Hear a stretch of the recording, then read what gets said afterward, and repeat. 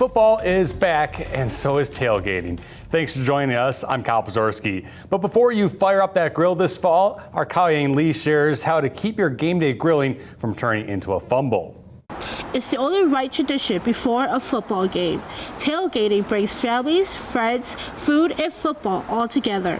But it can also increase the risk of unknown dangers.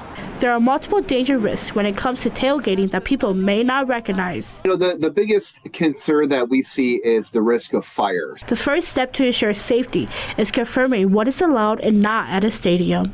If you're going to a venue, check the rules and regulations. Once you know what you can do, make sure you're headed to the stadium with the right gear. Inspect your equipment. Make sure it's operating as intended. Make sure you pay close attention to what's going on around you with the grill fired up. When you are operating the grill, you want to stay alert. Don't leave it unattended. The most important safety tip for professionals happens after the drinking, eating, and tailgating. You want to make sure you clean up after yourself.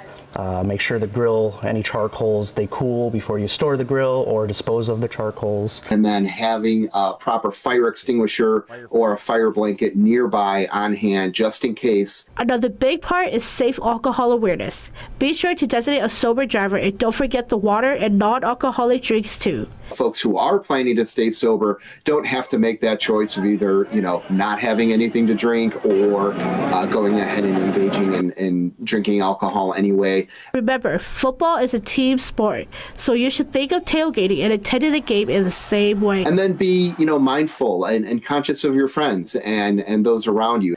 Ask them if they have an alternative way of getting home, offer to call them a cab. And if things don't end up being all fun and games, don't hesitate to reach out for help. If anything gets out of control or bad enough, you don't hesitate and call 911 and be safe and responsible.